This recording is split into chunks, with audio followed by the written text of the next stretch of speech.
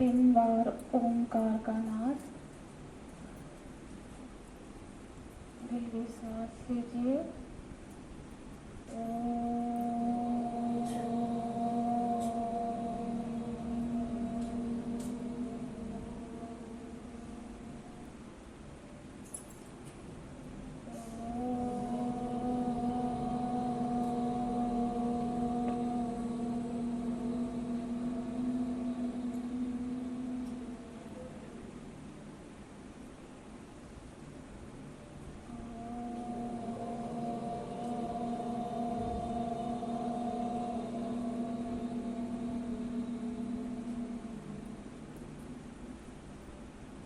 ओम श्री गणेशाय नमः।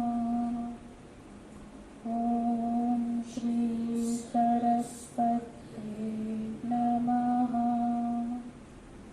ओम श्री गुरुभ्यो नमः। गुरुर्ब्रह्मा गुरुर्विष्णुः गुरुर्देवो महेश्वरः। गुरुः साक्षात् परं ब्रह्म। तस्मै श्री गुरवे नमः।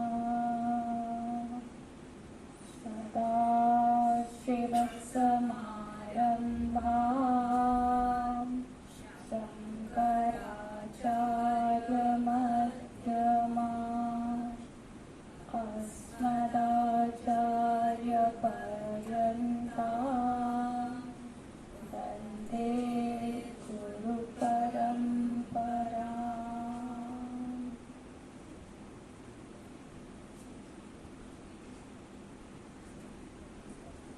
थोड़ा आवाज तेज करें।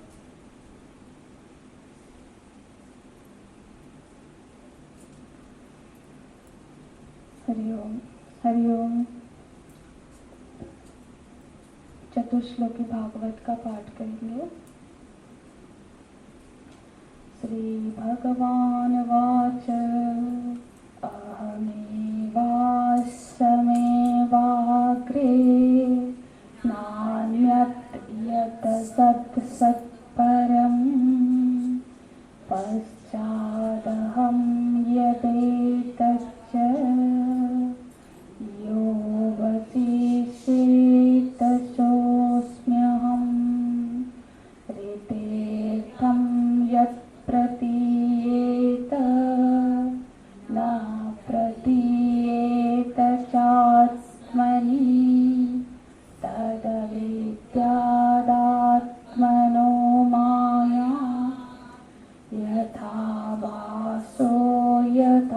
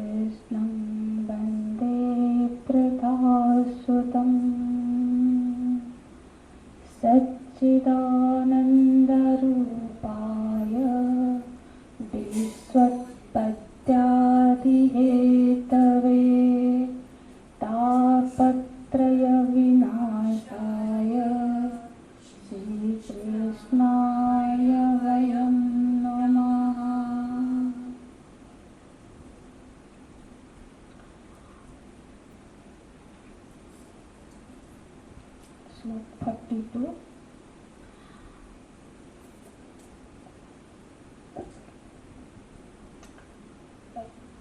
बद्रीनाथ के पावन भूमि पर सनकादि ऋषियों के साथ नारद जी का संवाद चल रहा है। जब सनकादि ऋषियों ने नारद जी को चिंताग्रस्त देखा तो उनके चिंता का कारण पूछते हैं। फिर नारद जी उनसे अपनी चिंता का कारण बताते हैं। यह हमने पिछले कक्षा में चर्चा की थी। तो नारद जी बताते हैं कि मैं सत्संग करने के लिए, सत्संग की इच्छा से धरती लोक में आया था और पूरे धरती का मैंने भ्रमण किया, पर कली के प्रभाव के कारण धरती में पाखंड वृद्धि हो गया है। तीर्थों में भी इतना पाखंड है कि वहां पे भी सत्संग उनको नहीं मिल पाया। और कहीं पे शांति नहीं मिला तो मैं फिर बद्रीनाथ से पहले वो वृंदावन पहुंचे। बोले कि वृंदावन जब मैं पहुंचा कि विचित्र दृश्य देखा। वहां वृंदावन में एक युवती स्त्री बैठे बहुत दुख से बैठी हुई थी और उसके पास दो वृद्ध व्यक्ति मूर्छित प्राय लेते हुए थे। तो ऐसा दृश्य मैं देख ही रहा था कि तभी क्या हुआ, भो भो साधु क्षणम तिष्ठम। तो वो जो युवती थी उन्होंने कहा, हे साधु, हे साधु क्षण भर तिष्ठ, मतलब रुक जाओ। देखो नारद जी देख के खुद ही नहीं गए क्योंकि वो एक संत है। अब जो सन्यास होते हैं, जो संत होते हैं, वो युवती के पास खुद ही अपने यदि कोई बुलाता है तब वहां जाते हैं। ये एक मर्यादा है। तो वो खुद उनको पुकारती है कि हे साधु। देखो जब हम कोई साधु के दर्शन करते हैं तो ऐसे ही हमारे मन में एक आशा जाग जाती है कि मेरे दुख का ये निवारण कर लेंगे, कर सकते हैं। साधु वही होता है जो दूसरों के कष्ट का समाधान करते, उसको दुख का निवारण कर सके। और साधु का जीवन, साधु उन्हीं को कहते हैं जब उनका जीवन अब अपने लिए नहीं है, अब वो दूसरों के लिए उनका जीवन समर्पित हो गया है, वो साधु होते हैं। और साधुओं में ये सामर्थ्य होता है कि वो क्षण मात्र में किसी के सारे दुखों को दूर कर सके। इसीलिए बोलते हैं क्षणम तिष्ठ, है ना, क्षण भर ही। उनसे यदि हम किसी से मिलते हैं तो क्षण भर मांगना है। ऐसा नहीं कि 2 घंटे बैठे गप्पे लगा रहे। देखो ऐसा भी शास्त्रों में कहा गया है कि साधुओं का जो क्षण है और जो जैसे लंगर आदि होता है, जो अन्न क्षेत्र का कण है, उसका कभी बर्बाद नहीं करना चाहिए। क्योंकि इसका जो बर्बाद करता है वो जीवन में आबाद नहीं हो पाता है ना। क्योंकि ये अनमोल है। साधु के लिए सबसे मूल्यवान चीज है उसका जो क्षण है, समय है, वो स्वर्ण से भी मूल्यवान है। और जो दान से जो लंगर लग रहा है गरीबों के लिए, सबके लिए जो अन्न क्षेत्र खुले हैं, वहां ज्यादा ले लेंगे फिर उसको वेस्ट करेंगे, ये तो पाप कहा गया है। अन्नम न निंदति, है ना। तो इसी तरह से जब उन्होंने उनको पुकारा तो नारद जी वहां उनके पास पहुंचे और बोले, हे देवी आप कौन हो? और ये जो दोनों वृद्ध आपके पास पुत्र पुरुष लेटे हुए हैं, ये कौन है और आप इतने दुखी क्यों प्रतीत हो रहे हो? तो उसके उत्तर में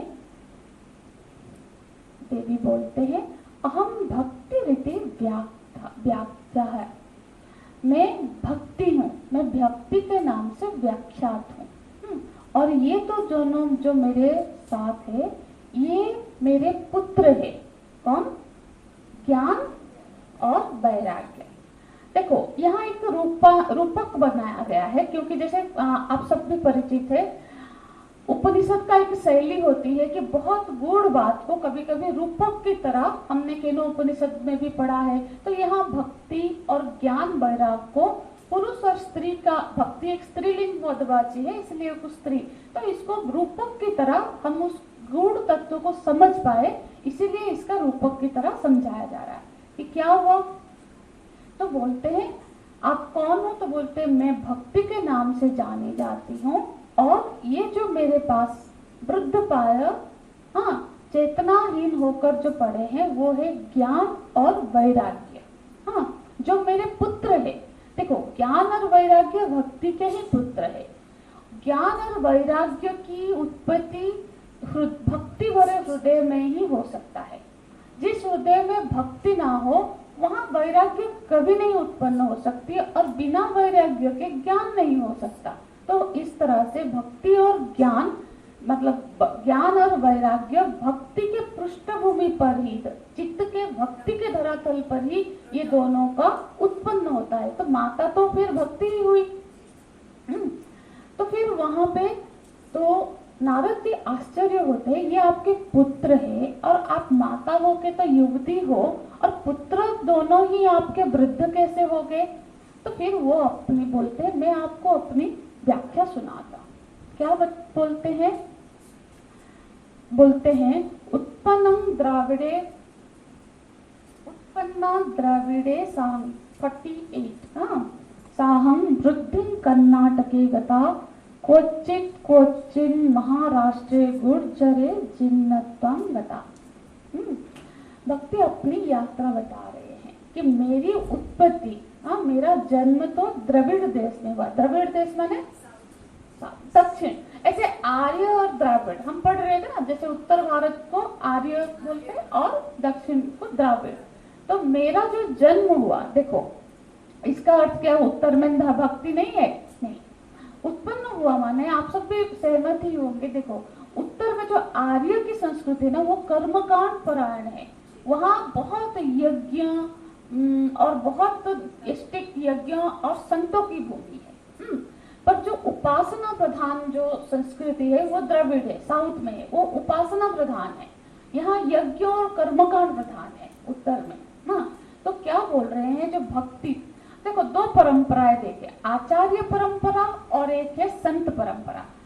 आचार्य परंपरा का यदि आप देखोगे तो जितने बड़े बड़े आचार्य हुए वो साउथ से ही हुए हैं, है ना, दक्षिण भारत से। भगवान शंकराचार्य जी, वल्लभाचार्य जी, माधवाचार्य जी, गुरुदेव भी, तपोवन महाराज जी, शिवानंद। अब जिसका भी गुरु को मतलब मैक्सिमम आप देखना साउथ से आचार्य परंपरा है ना। और जो संत हुए हैं, तुकाराम जी, गोस्वामी, तुलसीदास, कबीर, मीराबाई, इसे आदि सब उत्तर भारत और पश्चिम भारत से है। चैतन्य महाप्रभु आदि पूर्व भारत से है। तो देखो यहाँ पे जो आचार्य परंपरा है वो तत्व ज्ञानी है। उन्होंने तत्व का विश्लेषण किया, तत्वनिष्ठ बने, ज्ञान दिया, मार्ग प्रदर्शक किए, और उसी मार्ग में चल के उस तत्व को अनुभव करके वो जीवन जी के इन संतों ने उसका उदाहरण दिया अपने जीवन में। तो ये संत परंपरा और ये आचार्य परंपरा, ये दोनों ही सनातन धर्म के दो पिलर्स है जिस पर ये सनातन धर्म बेस करता है। तो बोलते हैं मैं आचार्य परंपरा से भक्ति का जो समृद्धि उत्पन्न हुआ, भक्ति को ज्यादा महत्व दी गई वो साउथ में। आप देखना उपासना प्रधान उनका जीवन होता है। तो फिर क्या हुआ? बोल रहे कर्नाटके वृद्धि कर्नाटके। अब दो चीजें होती है, एक विचार और एक आचार। आचार माने जो शिष्टाचार जैसे होता है, आचार माने हम पूजा तो करें पर उसके कुछ नियम है, नियमों का पालन करने को आचार कहते हैं। जैसे आप मंदिर में आ रहे हो तो मुंह कुल्ली करके, हाथ पैर धो के, वो स्वच्छ वस्त्र पहन के, आप ये सारे नियम जो है ना कि छूना नहीं, मतलब शुद्धता का मेंटेन करना। अब कम से कम आप यदि वॉशरूम गए तो 5 कुल्ली किए बगैर मंत्र जाप ना कर, बहुत सारे नियम है। तो उन सारे नियमों को पालन आप देखना कर्नाटक, उड़ीसा, बंग आदि देशों में मैंने बहुत देखा है कि वहाँ नियम प्रधान होते हैं, जो कि शायद उत्तर आते आते फिर थोड़े से नियम कट जाते हैं। नियम का इतना नहीं, भाव का भी प्रधानता है, पर नियम आचार का भी प्रधानता है, जिससे भक्ति की सुदृढ़ता होती है। तो वहां पे फिर वो वृद्धि हुई, है ना। और फिर क्या हुआ? क्वचित महाराष्ट्र में बहुत संत हुए, बहुत भक्त हुए, है ना। और बोलते हैं गुर्जर जिन्नता कथा। गुर्जर मतलब गुजरात में। गुजरात में फिर वो जिन्न सिन्न हो गई, मतलब क्षीण हो गई। कैसे? गुजरात में फिर क्या हुआ, जैसे भगवान के काल में ही जब उनके सारे जो वंशज थे उनके भगवान ने नाश ही कर दिया, क्योंकि वो सब क्या हो गए थे, धन और मद में मत्त हो गए थे। वो गुजरात साइड ही था ना, द्वारिकापुरी। तो गुजरात में फिर देखो धन की सेवा और भगवान की सेवा साथ साथ नहीं हो सकती। फिर वो लोग धन के पीछे, धन प्रबल, बहुत रिच लोग हुए, बहुत धन के, वैश्य समाज है, बढ़िया समाज है, बहुत वो लोग धन कमाने में लगे। तो वहां फिर धीरे धीरे क्या हुआ, भक्ति दुर्बल हो गई। तो फिर भक्ति बोल रही जब मैं वहां क्षीण हो गई तो मैं फिर मैं यहाँ वृंदावन में आ गई। अब यदि यहाँ पर भी मेरे पुत्रों का भी अभी यहाँ ये ठीक नहीं हुए, मतलब ये पुष्ट नहीं हुए, वृंदावन की ऐसी धरती की विशेषता है कि वहां आते ही भक्ति युवती हो गई, क्योंकि वृंदावन में भक्ति की बड़ी महानता है, पर वहां ज्ञान और वैराग्य की इतनी प्रधानता नहीं है। इसलिए ज्ञान वैराग्य वहां पे अभी भी देखेंगे आप, चिन्मय मिशन का कोई आश्रम नहीं है। तो गुरुजी से बहुत लोग पूछ रहे थे आप वृंदावन में क्यों आश्रम नहीं बना, तो गुरुजी ने कहा वृंदावन में ना कोई वेदांत का पढ़ने के लिए रुचि वाले लोग नहीं आते रहते हैं, कोई आएंगे ही नहीं। इसलिए देखना बड़े बड़े जब भागवत की कथा होती है तो वृंदावन में होती है, नहीं तो बाकी उपनिषदों का जो होता है वो कहीं वृंदावन में हमारे मिशन से भी नहीं आयोजित हुआ है। तो इसीलिए वहां देखो, वृद्ध होने का मतलब है जब उसका पालन नहीं होता है, जब उसका कोई अनुष्ठान नहीं करता है, जैसे ज्ञान और वैराग्य का, तो फिर वो तो ऐसे ही दुर्बल हो गए, क्षीण हो गए, है ना। तो वहां पे तो यहाँ देखो एक बात बताते, इदम स्थानम परित्यज्य विदेशम गम्यते मया। तो भक्ति बोलती है यदि यहाँ पे भी ये दोनों पृष्ठ नहीं हुए तो फिर मैं ये जगह छोड़ के विदेश की ओर गमन करूंगी। अभी भी हम देखते हैं कि हमारे देश का जो ज्ञान है, देखो भक्ति जहां जाएगी ज्ञान और वैराग्य भी वहीं जाएंगे, क्योंकि ये तीनों साथ साथ है। तो अभी देखो विदेश में जिस तरह से हमारे ज्ञान की महिमा होती है, हमारे देश में खुद ही हमारे लोगों में उतनी उसकी महिमा नहीं है।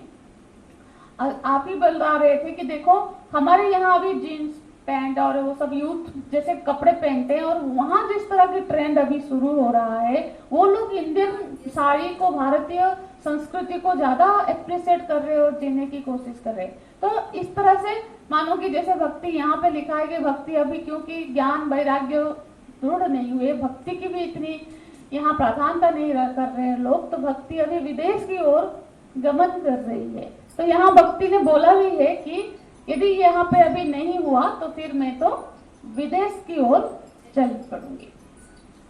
तो यहाँ पे फिर यहाँ पे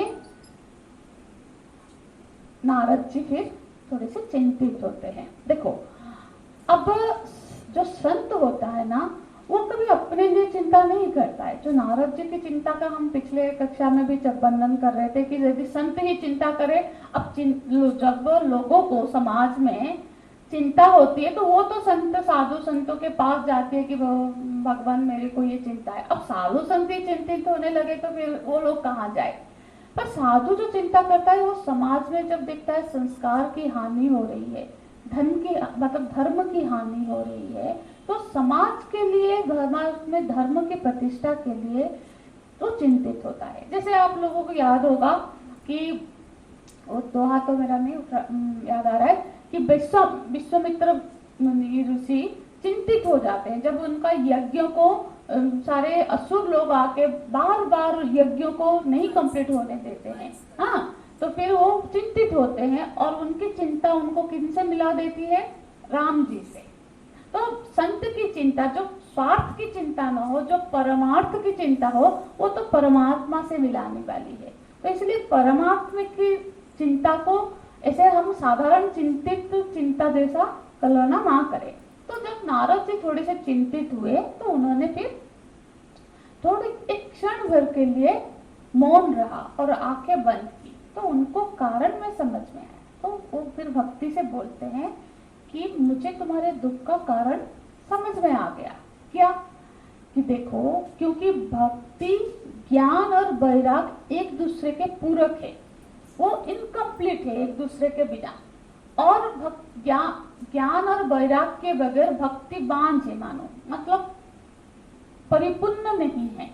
तो ये तीनों जब पूर्ण नहीं होंगे तो वो खुश कैसे हो सकती है? अधूरापन है ना। हाँ, तो इसीलिए, क्योंकि देखे जैसे हम लोग भोजन करते हैं, तो जब हम भोजन करते हैं वो क्या करती है?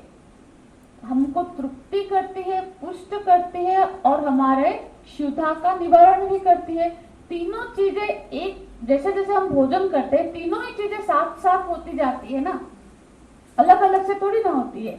तो इसी तरह से जब हम अपने भक्ति मतलब भगवान के प्रति प्रेम को दृढ़ करेंगे, वैसे ही भक्ति पृष्ठ होगी, और भक्ति पृष्ठ होगी तो उस ज्ञान में ज्ञान का, भगवान का बोध होगा।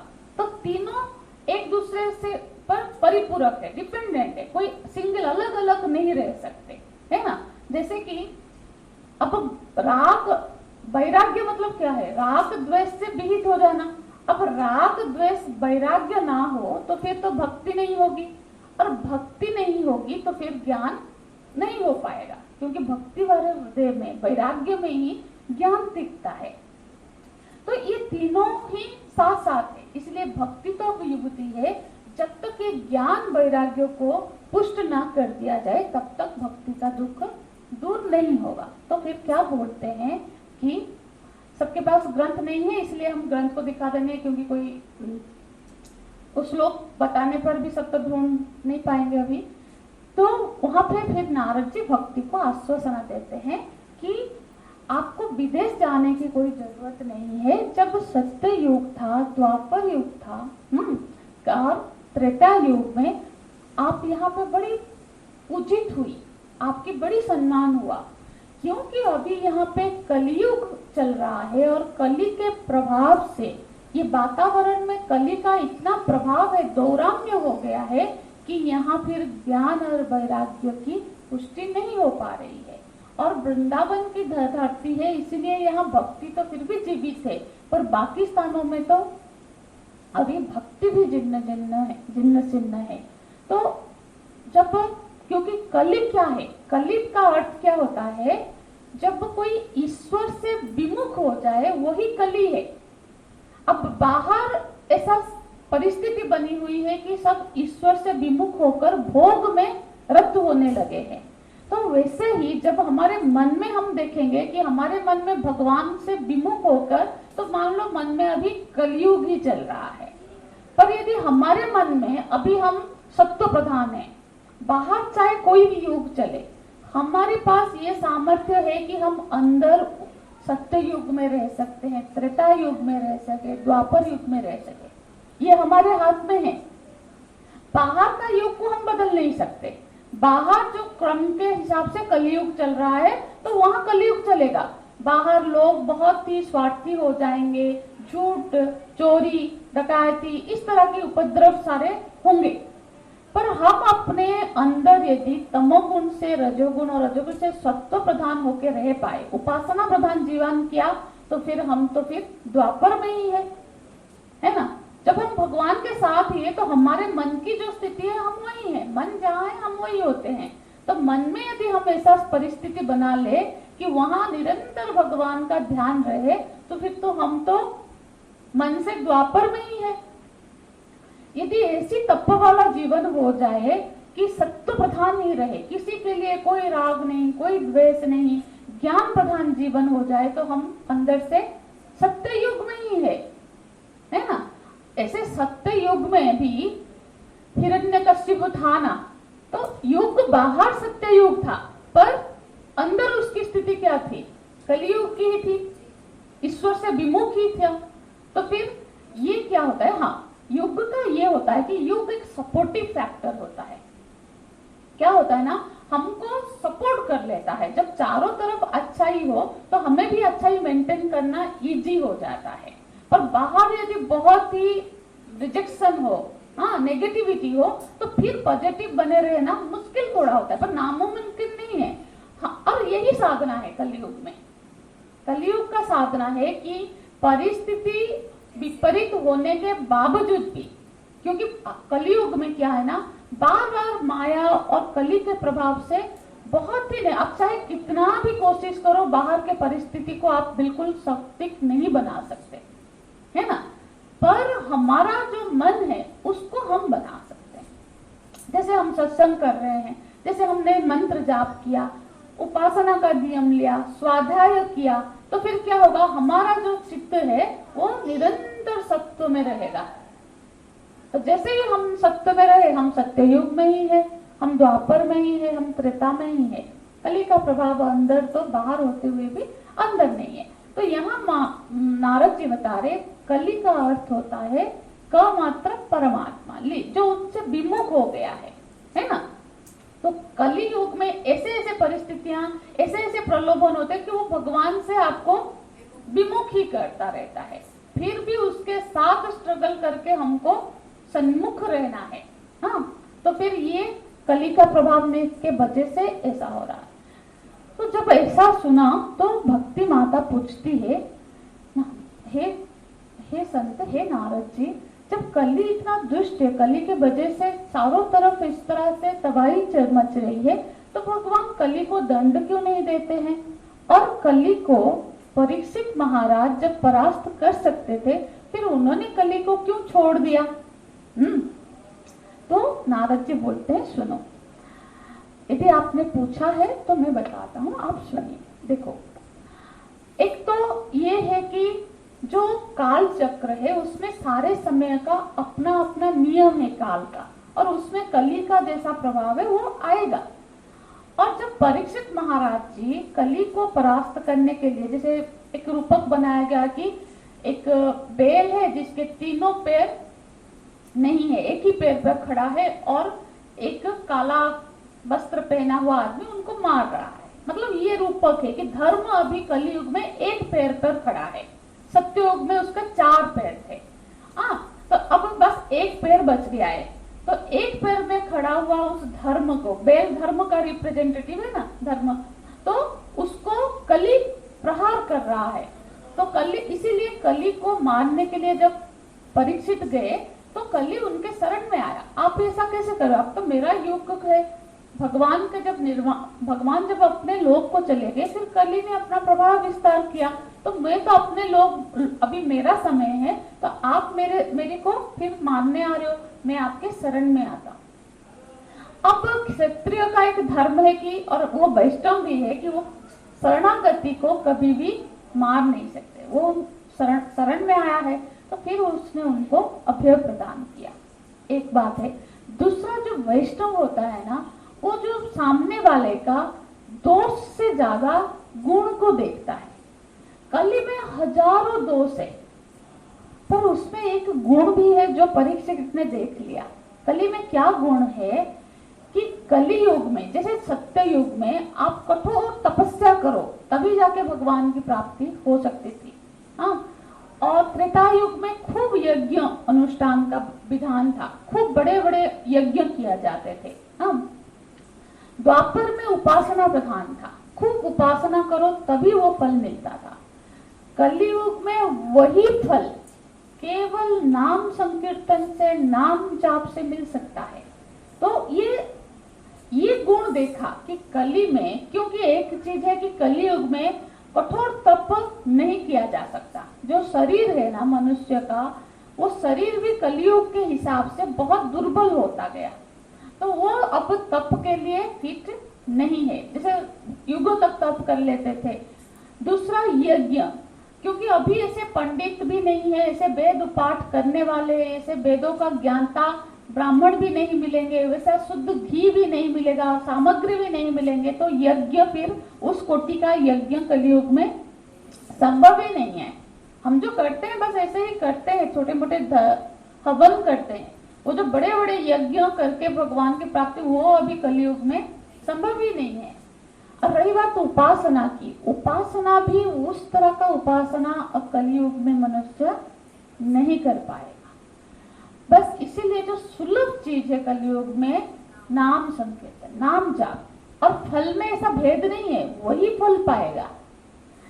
सुलभ तो है, पर अब कलयुग में नाम जाप में भी कर पाना भी बड़ा मुश्किल है, क्योंकि कली का इतना प्रभाव रहता है कि सपोज आप 1,00,000 नाम जाप का अनुष्ठान लिए बैठ के, दिन में 11 माला भी एक बार बैठ के जिस तरह से मंत्र उच्चारण करके जाप करना चाहिए वो कर पाना भी मुश्किल हो जाता है, क्योंकि शरीर से रिजेक्शन, बाहर से ऐसी परिस्थिति, हर तरफ से कली आपको डिस्टर्ब करेगा। फिर भी यदि हम कर पाए तो वही फल मिलेगा जो इतने वर्षों के तपस्या से उस समय सत्ययुग में जो प्राप्त होता था। इसीलिए कली के ये गुण को देख के परीक्षित ने उनको क्षमा कर दिया और उनको मारा नहीं, तो अभय प्रदान किया। तो इस तरह से फिर नारद जी बोलते हैं, हे देवी आप फिर भी चिंतित ना हो, अब मैं आपके दोनों पुत्रों को जागृत करने का पुण्य प्रयास करूंगा। देखो नारद जी का काम ही है ज्ञान देना।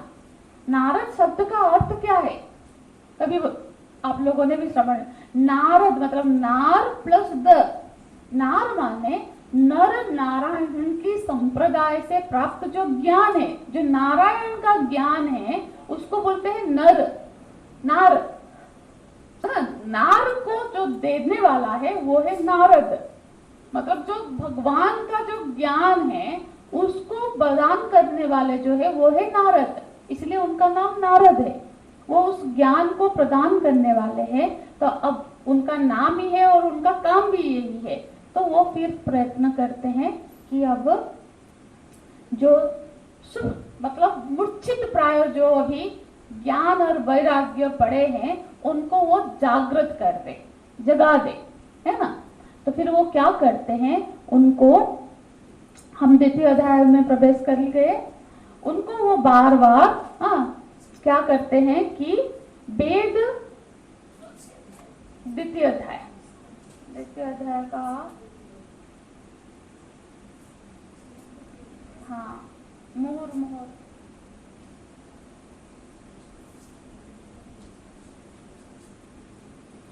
वेद वेदांत घोषेश्च गीता पाठे मुहुर। आप उसको छोड़ दो अम्मा, फिर आप उसमें क्या होगा ना, आपको एक बीच बीच में देख रहे हैं ना। तो क्या किया, वेद उपनिषद और गीता को मुहुर बार बार सुनाया। ऐसे जो देख रहे हैं उनके लिए है कि ये 27वां श्लोक है 2य अध्याय का, कि उस अब उन्होंने वैराग्य और ज्ञान को जागृत करने के लिए सारे उपनिषदों का, गीता का बार बार पाठ किया, उसको सुनाया। तो उससे क्या होगा, वो ज्ञान वैराग्य थोड़े से बस करवट ही लिए, थोड़े से जागे और फिर मूर्छित प्राय पड़ गए। अब यही होता है, देखो हम लोग भी सुनते हैं, अब कलियुग का प्रभाव तो है, सुन के जैसे जाते हैं ना, फिर क्या जब सुन रहे हैं तब तो थोड़ा सा करबट मन में आ रहा है कि अब सब समझ में आ रहा है, जैसे गए वैसे ही वो फिर मतलब याद नहीं रहता है, वही बात होता है, वो दृढ़ता नहीं होती, वो धारण नहीं होता है, वही हो रहा था। तो इतने में वो बार बार कर करके परेशान कि इससे बढ़कर और क्या चीज है, वेद से बढ़कर क्या चीज है। मैं तो उपनिषद भी सुना दी, गीता वेदों का सार है उसको सुना दिया, सारे प्रयत्न कर लिए, फिर भी इन पे कोई असर नहीं हो रहा है कि ज्ञान वैराग्य मतलब ज्ञान हो ही नहीं रहा है। कलयुग की बात है ना, कलयुग में हमने सारे उपनिषद पढ़ लिए, हमको बोलते थे कि 2.5 साल के पूरा कोर्स भी हो गए, हम सारे उपनिषद पढ़ाए गए, गीता पढ़ाया गया, अब ज्ञान वैराग्य जागा नहीं है। तो ये चमत्कार ऐसा ही हुआ, नहीं जाग रहा है। तो फिर क्या, तब एक आकाशवाणी होती है, आकाश बोइमवाणी में, बोइमवाणी आकाश से एक, जब कोई बहुत प्रयत्नरत हो, एक सिनेमा का ही एक डायलॉग है ना, जब क्या होता है ना, क्या भूल गई, सारी कायनात का, जब कोई आप डेस्परेटली कोई चीज को करना चाहते हो तो आपको सब बाहर से भी, देवता से भी और सबसे आपको उसके लिए सपोर्ट आने लग जाते। तो उसी तरह से मानो देवताओं से ही वो आकाश से बानी आई कि आप सत्कर्म करो, जिससे कि आपकी ये इच्छा पूरी हो जाएगी, आपका ये कार्य सफल होगा, आप सत्कर्म करो। अब सत्कर्म करो माने सबसे बड़ा सत्कर्म हम क्या सोचते हैं, वेद से बढ़कर सत्कर्म, स्वाध्याय कर लिया, हाँ अब पढ़ा दिया, सब कुछ तो कर लिया, फिर इससे बढ़कर सत्कर्म क्या करें। तो नारद जी सत्कर्म का अर्थ नहीं समझ पाए। उन्होंने जिन महापुरुषों को, संतों को देखा, सबसे पूछा और सबने कहा आपने तो सारे वेद सुनाया, ये किया, सब कुछ किया, फिर भी यदि नहीं हो रहा है तो ये कौन सा, उससे बढ़कर सत्कर्म कौन सा है, हम भी तो नहीं बता पाए। इस तरह से जब कहीं से भी उनको उत्तर नहीं मिला, तब वो फिर बद्रीनाथ की ओर चले कि तपस्या, जब कोई भी समाधान ना मिले ना, फिर अपने अंदर तपस्या करने ही चले जाना चाहिए, बाहर बाहर और नहीं खोजो, अंदर बैठ जाओ, चुपचाप बैठ जाओ, ध्यान में बैठ जाओ, समाधान अपने आप अंदर से ही निकलेगी। तो इसी समय तपस्या करने के लिए, तप करने के लिए नारद जी बद्रीनाथ की ओर चल पड़े। तो बद्रीनाथ में जब गए, जैसे कि हमने पहले अध्याय में पढ़ा था कि वो फिर वहां पे सनकादि मुनि उनसे मिले और उनसे पूछे। तो यहाँ तक की वार्ता नारद जी सनकादि ऋषियों को उनके चिंता का कारण बता रहे थे, है ना। यही तो हमने पढ़ा था कि नारद जी को चिंतित देख के उन्होंने पूछा तो नारद जी ने यहाँ तक बताया। अब नारद जी अपना वक्तव्य शेष करके बोलते हैं, यही कारण है भ्राताश्री कि मैं चिंतित हूँ, मतलब मेरे मुखमंडल में चिंता है कि ये कौन सा सत्कर्म है जिसको करने पर ये ज्ञान वैराग्य को पुष्ट करके मैं भक्ति को सुखी कर सकूं, भक्ति का दुख का निवारण कर सकूं। तो फिर सनकादि ऋषि प्रसन्न होते हैं, मुस्कुराते हैं, बोलते हैं नारद जी ये कोई बड़ी उलझन वाली बात नहीं है, जो आकाशवाणी में जिस सत्कर्म की बात की गई वो सत्कर्म है श्रीमद् भागवत महापुराण का श्रवण। उसको यहाँ बताया गया ज्ञान यज्ञ करो। यही जो ज्ञान यज्ञ का शब्द जो हमारे गुरुदेव ने लिया है, भागवत के इस श्लोक से लिया है, ज्ञान यज्ञ अनुष्ठान करो। हाँ, ज्ञान यज्ञ, ज्ञान का देखो यज्ञ कई तरह के हैं, हमने गीता जी में पढ़ा, द्रव्य यज्ञ, तपो यज्ञ, जप यज्ञ। हाँ, तो उससे जो सर्वश्रेष्ठ है वो है ज्ञान यज्ञ। आप जो ये सत्कर्म मतलब ज्ञान यज्ञ को ही सबसे बड़ा सत्कर्म कहा गया, जो अभी हम यहाँ कर रहे हैं। और उसमें से भी भागवत महापुराण का श्रवण, पठन से भी श्रवण का बहुत महत्व है भागवत महापुराण का, जो कि कलियुग में मतलब सबसे मुक्ति प्रदान करने वाला जो ग्रंथ है वो भागवत है। अब जब नारद जी को बताया सनकादि ऋषियों ने कि भागवत महापुराण का आप अनुष्ठान करो, सप्ताह का अनुष्ठान करो, उससे भक्ति और वैराग्य, हम ये हमारे अंदर की बात हो रही है, हमारे अंदर जो भक्ति भी जागी है, पर भक्ति ना जागे ना, भागवत का सहयोग ही नहीं बनेगा। भागवत का श्रवण का मौका सबको नहीं मिल सकता जब तक कि हमारे भक्ति या हमारी ऐसी थोड़ी सी तैयारी ना हो जाए। हाँ, और भागवत श्रवण से ज्ञान और वैराग्य पुष्ट हो जाएंगे, हमारे अंदर के जो ज्ञान और वैराग्य भागवत के श्रवण से वो पुष्ट होंगे। तो फिर नारद जी को थोड़ी सी शंका हुई, बोले कि अरे भागवत तो मैं भी चतुर्श्लोकी भागवत सुनी हूँ ब्रह्मा जी से, उसी का उन्होंने वेदव्यास जी को भी जाके ज्ञान दिया था, पर भागवत तो सारे वेदों का सार है ना। अब जब वेद ही मैंने सुना दिया, उससे कुछ नहीं हुआ, उसके सार सुनाने से क्या आप ज्ञान वैराग्य जाग जाएंगे। अब भागवत में जो लिखा है पूरे क्योंकि भागवत वेदांत ही है, भागवत में हर जगह पर वेदांत ही वेदांत मिलेगा, है ना। तो वेद को ही भागवत में वर्णन है, तो वही वेद तो मैंने सुना भी दिया है। अब जब पूरा वेद सुनाया, गीता सुनाई, गीता भी तो वेदों का ही सार है, उससे नहीं हुआ तो भागवत तो उसी का ही ग्रंथ है, उसी का ही निर्वचन करेगा, तो फिर भागवत सुनाने से कैसे उनको वो जाग जाएंगे, मतलब वो पुष्ट हो जाएंगे। तो फिर उनको सनकादि ऋषि समझाते हैं, क्या बोलते हैं, बोलते हैं बेटा आप आम तो खाए हो ना। हाँ, जैसे भागवत जो है ना वो सारे वेदों का फल है। आम मीठा होता है, तो कोई बोले कि आम तो इतना मीठा है, या फल कोई भी फल है मीठा है, तो मैं तो पेड़ को भी खाऊं तब भी वो मीठा लगे, उसमें से भी रस आए। हालांकि वो उसी पेड़ का फल है, पर वो पेड़ में रस नहीं आएगा, है ना। तो रस तो फल में ही आएगा।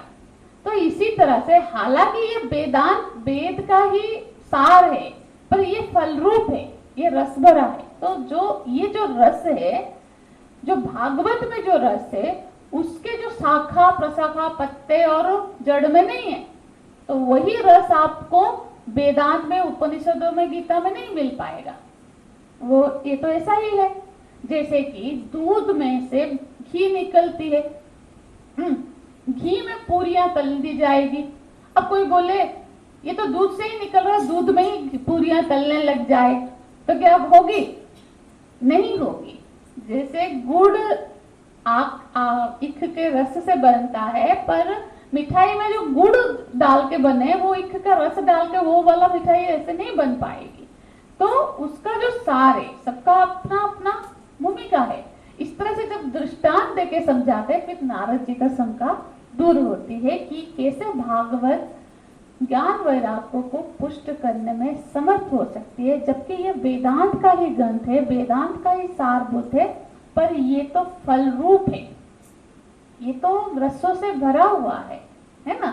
तो अब महात्मा चल रहा है, हम महात्मा, तो अब इस क्योंकि ऐसा ना हो कि वेद जिसको जगा नहीं पाए भागवत जगा दिया, इससे लोगों में मन में आए वेद के प्रति भिन्न धारणा ना। नहीं, वेद तो मूल है, वो अलग है, तो उसकी भी महिमा है, पर उससे जो प्राप्त भागवत है ये ज्ञान वैराग्य को कलयुग में प्रकट करने में समर्थ है, क्योंकि ये रस रूप है और ये फल रूप है ना। तो ये कारण है। अब जब नारद जी समझ गए कि किसी भी तरह से, अब हम तीसरे अध्याय में प्रवेश करेंगे, तृतीय अध्याय, ठीक है। अब नारद जी बोलते हैं, ज्ञान यज्ञ करिष्यामि सुख शास्त्र कथोज्जलम भक्ति ज्ञान विरागाणम स्थापनार्थम प्रयत्नतः। पहला ही श्लोक, हाँ, कि अब मैं ज्ञान यज्ञ का अनुष्ठान करूंगा। तो हे भगवान, अब मैं आपसे ही प्रार्थना करती हूँ कि ये जो भागवत का हम श्रवण का ज्ञान यज्ञ करने जा रहे हैं, ये आप हमको श्रवण कराइए। अब जो सनकादि ऋषियां तो बड़े प्रसन्नता से, क्योंकि उनको सबसे प्रिय काम है भगवान की गुण का प्रचार करना, उनका गुणों का गान करना, तो वो तुरंत ही तैयार हो जाते हैं। फिर कहाँ पर करें? तो स्थान बताते हैं, हरिद्वार के पास एक आनंद वन है, वहां पे हम भागवत का आप अनुष्ठान करो, ताकि सभी लोग, अब कोई बोले कि वहां तो बद्रीनाथ जैसे जगह में थी, फिर नीचे उतर के हरिद्वार क्यों आए, वही बैठ के ज्ञान यज्ञ शुरू कर देते, है ना। कर तो देते, पर क्या है ना, जब कोई यज्ञ हो रहा है तो उसमें हमारी कोशिश होनी चाहिए उसमें बहुत सारे लोग उसका लाभ ले सके। अब ऊपर जो बद्रीनाथ, अब के बद्रीनाथ भी जाना इतना मुश्किल हो रहा है, तो तब तो बद्रीनाथ जाने का तो कितना मुश्किल में क्वचित एकाध ही लोग जा पाते थे। तो फिर हरिद्वार आ जाने से क्या होगा, ये एक बीच की जगह होगी, नीचे से भी लोग आ सकते हैं जिस इच्छा हो, ऊपर से भी जो साधु संत गुफाओं में बैठकर तपस्या करे वो भी नीचे आ सकते हैं। तो ये एक बीच की जगह उन्होंने गंगा नदी के किनारे सिलेक्ट किया कि यहाँ पे कथा करेंगे। अब ये दूसरी भागवत की चर्चा हो रही है। आपको याद होगा, पहले सूत मुनि से सनकादि जी ने प्रश्न कर रहे हैं, कथा तो वहीं से शुरू हुई है, उस कथा के बीच ये कथा आ रही है, क्योंकि उन्होंने प्रश्न किया कि ये भागवत सप्ताह कैसे शुरू हुआ, तब जाकर ये कथा की बात बता रहे हैं। मतलब सूत जी सोनक जी को बता रहे हैं ये कथा, है ना, जो कि नारद जी को सनकादि, यहाँ नारद जी मुख्य श्रोता बनते हैं, वहां सुनक जी मुख्य श्रोता है, और जब सुख जी के भागवत में हम प्रवेश करेंगे वहां परीक्षित जी मुख्य श्रोता है। ठीक है, ये ध्यान रहे, 3 भागवत बीच बीच में आएगी। तो अब क्या है कि अब नारद जी श्रोता होते हैं और चारों तरफ कथा फैल जाती है कि ऐसे कथा होने जा रही है। तो सारे यहाँ पे भी देखोगे 13 और 14 में बहुत सारे ऋषियों का नाम वर्णन है कि कौन कौन ऋषि सब आके वहां एकत्रित होते हैं। सारे नदियां, सारे तीर्थ मनुष्य रूप लेके वहां आके उपस्थित होती है कथा श्रवण करने। तो सभी वहां पर एकत्रित होते हैं और अंत में जब भृगु ऋषि आते हैं तो सब उठते हैं। तो कोई पूछा, अरे इतने बड़े बड़े ऋषि आए तो कोई उठा नहीं, भृगु ऋषि आने से क्यों उठे? क्योंकि अब भृगु ऋषि ने क्या किया, बाकी सब तो खुद दौड़ दौड़ के आने में लग गए। इन्होंने घर घर जाके लोगों को बुला बुला के इकट्ठा कर करके आए, इसलिए थोड़ा लेट आए पर सबको लाए। तो इसीलिए जो आता है और उससे ज्यादा महत्व है जो दूसरों को प्रभावित करके लेके आता है। तो हम क्या करते हैं, एक सत्कर्म के लिए किसी को यदि प्रेरित करते हैं, उसको भी साथ लेते हैं, तो फिर हमारा वो जो चेन होता है ना, एक प्रवचन में मैं सुन रही थी, शायद गुरु जी ही बोल रहे थे एक बार, ये जो एक प्रोडक्ट बेचते हैं ना, क्या आमई या ऐसा कुछ प्रोडक्ट है ना, आप पब बेचो, फिर आप एक चेन बनाओ, फिर आप एक चेन बनाओ, हाँ। तो फिर वो क्या होता है, उन लोगों का क्या होता है ना, जो फिर इसका बढ़ता जाता है। हाँ, ये भी इस तरह से है। हम जैसे ही जैसे मतलब उसके पुण्य से भी हमको मिलेगा, जितना भी जिसको हमने जोड़ा और हमारी वजह से जो भी ज्ञान हो रहा है उससे भी हमको हमारा शेयर मिलता रहता है। तो इसलिए जोड़ते जाने पर हमारा वो चेन बढ़ता जाता है। हाँ, तो इसी तरह से भृगु ऋषि जब सबको ले लेके आके पहुंचे और फिर यहाँ पे कथा होती है और उस कथा का पूरा वर्णन इस चीज से सदा सेव्या श्रीमद् भागवती कथा। देखो 2 बार लिखते हैं, सदा सेव्या, हमेशा सुनते रहना चाहिए। ऐसा नहीं अरे भागवत मैंने तो सुना है, अरे सुना है क्या है जी, 100 बार मिले तब भी सुनो उसको। भागवत ऐसा चीज है कि और जो सुनने लग जाता है उसको फिर बोलने की जरूरत है, वो फिर ढूंढता रहता है कहाँ और भागवत हो। मैं खुद अपना भी अनुभव हम बोलते हैं कि जितना सुनो तो उसका ऐसे ही प्यास बढ़ती रहती है कि और सुने उसको और सुने।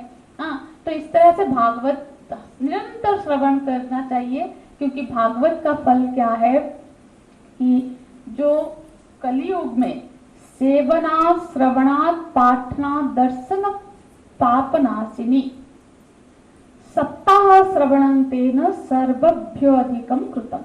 इवन इसकी सेवन करने में, इसका सेवा करने, श्रवण करने में, पठन करने में या फिर दर्शन मात्र में भी ये पाप को नाश करता है। दर्शन मात्र में कैसे, देखो जब भगवान ना स्वधाम गमन कर रहे थे, उद्धव जी को बुलाए थे, तो उद्धव जी को जब उद्धव जी उनको बहुत कि आप मत जाइए, तो भगवान फिर क्या करते, मैं स्वदेह से नहीं, मैं वो अपने पूरे ज्योति के साथ भागवत में प्रवेश कर जाता है। उसी भागवत को लेके उद्धव जी बद्रीनाथ की ओर जाते हैं। तो भागवत स्वयं भगवान का स्वरूप ही है, इसलिए भागवत के दर्शन मात्र से भी पाप का नाश होता है। इसलिए हम इस ग्रंथ की पूजन करते हैं, यहाँ पढ़ने से पहले भी पूजन करते हैं कि उसका परमिशन लेके हम उनको ये कर रहे हैं, क्योंकि भागवत कोई सिर्फ एक बुक नहीं है, ये भगवान का विग्रह है ना। और उसमें से भी जो सप्ताह श्रवण का है उससे तो अधिक फल की प्राप्ति होती है। तो इस तरह से अब भागवत की महिमा का गान करते हैं। अब भागवत की अनेक महिमा का गान करने पर नारद जी फिर सनकादि ऋषियों से पूछते हैं कि भगवान अब ये किन किन के पापों को नाश कर देता है, मतलब ऐसे कौन कौन है, कोई स्पेशल कैटेगरी है जो कि जिनका ये पाप भागवत के सप्ताह श्रवण से नाश हो जाता है। तो फिर बोलते हैं आप किसका पूछ रहे हो, जिसने ऐसा भी मनुष्य जिसने जीवन में पाप के अलावा कुछ और किया भी ना हो। हाँ, और जो मनुष्य योनि क्या, जो प्रेत योनि में हो, भूत योनि में हो, पिशाच भी हो, उन सबको भी पाप मुक्त कर मुक्त करने की सामर्थ्य भागवत में है।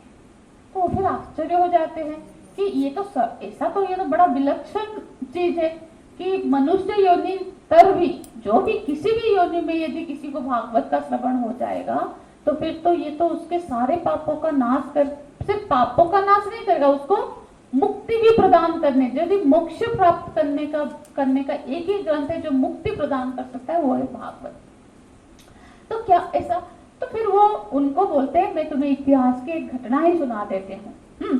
तो फिर अब अथर्व वैष्णव इतिहास की एक घटना सुनाते हैं। क्या बोलते हैं, अत्र ते, आप चतुर्थ अध्याय में हमने प्रवेश कर लिया। चतुर्थ अध्याय का 15वां श्लोक देखिएगा। नहीं, यहाँ पूछते हैं 10वें श्लोक में, के विशुद्धति बदंतु मह्यम, ऐसे कौन कौन इससे विशुद्ध हो जाता है, मुझे कृपा करके बताइए। तो उसमें बताते हैं, अत्र ते कीर्तयि श्याम इतिहासम पुरातनम, एक पुराण इतिहास में तुम्हें सुनाता हूँ। ये कलयुग की बात नहीं है, पुराना इतिहास वो सुना रहे हैं। बोलते हैं, यस्य श्रवण मात्रेण पाप हानि ही प्रजाति, इस कथा का ही श्रवण मात्र से भी पाप की हानि हो जाती है ना। तो फिर एक कथा सुनाते हैं कि थोड़ा सा शुरू कर देते हैं, पर नेक्स्ट क्लास में इसको हम कंप्लीट करके भागवत में प्रवेश करेंगे। ये भागवत महात्म्य की कथा है, जिसमें कि हम गोकर्ण जी का और धुंधुकारी जी की कथा आती है। हाँ, पर कथा भी श्रवण करके ही चलेंगे, कोई भी चीज छोड़ के नहीं चलेंगे। तो कथा ऐसा है कि तुम्बभद्र नदी तट में एक नदी है तुम्बभद्र, उसके तट में एक गांव है। वहां पे एक आत्मदेव नाम के एक ब्राह्मण निवास करते थे। आत्मदेव एक बहुत ही पंडित थे, ज्ञानी ब्राह्मण थे, कर्मकांडी ब्राह्मण थे और नित्य नियम पूर्वक उनका जीवन निर्वाह करते थे। और वो जितने शांत स्वभाव के थे, उनकी जो पत्नी थी उनसे बिल्कुल विपरीत थी। उसका नाम था धुंधली। नाम भी अजीब, धुंधली। तो फिर धुंधली का क्या होता था, वो अब होते हैं ना एक एक बड़े कैसे स्वभाव के, जो कि बहुत कलह थी, वो कलह प्रिया, उसको कलह करना बड़ा प्रिय लगता है। अब पड़ोस के साथ हो, जिसके जहीं पे भी हो, दिन रात यदि कुछ कलह ना हो जाए तो उसका खाना ही नहीं पचता था। ऐसा लिखा है, वो बिना कलह के उसका भोजन ही नहीं पचता था। हालांकि वो गृह कर्म में बड़े प्रवीण थी, अच्छे से घर का सारा काम धाम करेगी, खाना खाना बनाएगी, पर कलह प्रिया थी, वो बड़े कुटिल थी। ऐसे जब स्वभाव, मतलब विपरीत स्वभाव वाली उनकी पत्नी के साथ भी, क्योंकि आत्मदेव बड़े सज्जन पुरुष थे, शांत स्वभाव के ज्ञानी पुरुष थे, तो उसके साथ भी वो निभ जाती थी उनको। नहीं तो फिर दोनों ही यदि ये हो तो फिर झगड़ते रहते। वो कुछ भी करे, ये फिर उनसे इतना ज्यादा झगड़ते नहीं थे, उनकी निभती थी। पर उनका एक दुख था कि शादी के बहुत वर्ष विवाह के गुजर जाने के बाद भी उनको कोई संतान का सुख नहीं प्राप्त हुआ था। इतना की ही नहीं, लोग तो उनको, उनका मुख भी सुबह सुबह नहीं देखते थे कि अरे ये तो इतना पापी है कि इसको तो संतान नहीं है। इसके घर में एक गाय भी पाली है, उसको भी संतान नहीं हुआ। गाय को बच्चा होता रहता है ना घर में जो करते, उसको भी नहीं हुआ एक गाय का। यहाँ तक कि उसने पेड़ लगाया, पेड़ में भी फल नहीं आए। मतलब वो फिर वो लोग उसको ताने भी देने लग जाते हैं, तो गांव में लोग, तो उससे वो बड़े व्यथित थे। तो एक बार क्या हुआ, गृहं त्यक्त्वा वनं गतः, फिर वो गृह को त्याग करके वन में गए। कभी बड़ा मन उदास होता है, ऐसा नहीं कि घर छोड़ के गए, मतलब बहुत परेशान हो गए कि ऐसा जीवन क्या फायदा, कि चलो करके ऐसे ही बड़े दुखी मन से वन में जाकर एक वृक्ष के नीचे बैठे हुए थे। अब ऐसा हुआ, उनका सौभाग्य है या जो उस संत का, एक संत उधर से गुजर रहे थे। अब वो देखे कि अरे बड़ा मन उदास करके एक आदमी ब्राह्मण जैसा दिख रहा है, बैठा है, शायद हो सकता है कि मतलब ऐसे रो रहा है, तो हो सकता है भगवान की दर्शन इच्छा करके आया हो, कोई भगवत कथा सुनना चाहता। अब क्या है ना, जब तीव्र भगवत इच्छा भी होती है तब भी आंसू बहते हैं कि आप भगवान मेरे को दर्शन ही नहीं देते, मैं ब्राह्मण है। तो उनको ऐसा भ्रम हुआ कि ये तो भगवान के अनुसंधान से शायद घर द्वार छोड़ के निकला हो। तो बोले कि इसकी मदद करनी चाहिए, उसको कोई उपाय बताएंगे, भगवान की भगवत चर्चा करेंगे। तो वो इसीलिए उसके पास आ गए और बड़े मुश्किल से मतलब पूछ लिया कि अरे भाई ब्राह्मण देव अब क्यों इतना रो रहे हैं, कोई कारण है? और जब उन्होंने देखा कि एक संत सम्मुख है तो फिर वो प्रणाम किए और फिर उनको बोले, मैं बहुत दुखी हूँ महाराज कि मेरा दुख आप दूर करिए, मेरे को कोई भी संतान नहीं है। अब मैं जब जल भी चढ़ाता हूँ ना, पितर भी बड़े दुखी मन से ग्रहण करते हैं कि इसके बाद मेरे हमको जल देने वाला भी इस वंश में कोई नहीं है। हाँ, और मेरे घर में तो बात पेड़ भी लगाऊं तब भी उसमें भी फल नहीं आते, मेरे को इतना मेरा कर्म खराब है। आप बोलेगा अरे मैं यहाँ फंस गया गृहस्थी के चक्कर में, कि अब इनको पूछो तो ये बस यही मांगेंगे, उनको लगा कि कोई भगवत चर्चा करेंगे, भगवान नाम मांगेगा, तो ये तो बोल रहे मेरे को आप ऐसा करिए कि आप संतान का सुख का आशीर्वाद करिए। तो उन्होंने कहा कि अरे आत्मदेव, मैं तुम्हारा भविष्य पूर्व का भी देख पा रही हूँ कि तुम्हें तो 7 जन्म तक तो संतान का सुख है ही नहीं तुम्हारे भाग्य में। तो फिर उनको उपदेश करते हैं, जब कोई चीज भगवान भाग्य में नहीं है उसका हट हमको नहीं करना चाहिए। हाँ, इसीलिए उसका हट ना करके तुम भगवान नाम लो, संसार में क्या रखा है। हाँ, तो इस तरह से उनको बहुत उपदेश। पर जब किसी के मन में जब कामना होती है ना, उसको उपदेश सबसे बिल्कुल कड़वा लगता है। अरे तुम अपना ना ये प्रवचन अपना पास रखो, मेरे को जो चाहिए यदि आप उसका समाधान कर सकते हो तो बोलो, नहीं तो जाओ। ऐसे उस समय, क्योंकि उसको तो वही कामना में ही सुख दिख रहा है। बोले जब उस संतान ही नहीं है मेरे को, मैं तो गृहस्थ हूँ, बिना संतान के मरूंगा, तो मेरे को तो पानी भी नहीं देने वाला कोई है, तो फिर आप मेरे को ये आत्मज्ञान का प्रवचन नहीं सुनाइए। आप यदि मेरे को संतान नहीं प्रदान करेंगे तो मैं आपके सामने ही यही शरीर का त्याग दूंगा, जिसका दोष अपराध आपको लगेगा। अब वो महाराज जी बड़े अब चिंता हुई, अब क्या करे, ऐसे वो पैर को छोड़ भी नहीं रहा है। तो उन्होंने उसको फिर एक फल दिए। अब उसकी कथा हम, क्योंकि ये लंबी कथा है, उसको अगले कक्षा में सुनेंगे, ठीक है। हरिओम तत्सत। तो अब आरती करते हैं, सभी आ सकते हैं आरती में, जब तक पाठ चल रहा है तब तक आरती कर सकते हैं ग्रंथ की। ओम श्री कृष्णार्पणमस्तु। आरती के बाद हम ये करेंगे, आरती ये रही आरती, सभी कर सकते हैं। जो नहीं किए हैं वो पहले आ जाइए, जो किए हैं आरती भागवत में पीछे भी जो बैठे हैं आ सकते हैं आरती करने। हरिओम हरिओम। आरती